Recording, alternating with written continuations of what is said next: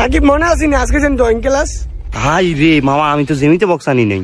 High রে মামা, আমরা তো জেমিতে বক্স আনি নাই। জেমিতে বক্স আস নাই? কিরে আপন তুই আনছস? আর মনে আমি তো আনি নাই। ও তাহলে তো কেউ আনে নাই, কেউ আনে না যেহেতু সারা কিচ্ছু কইতো না তাহলে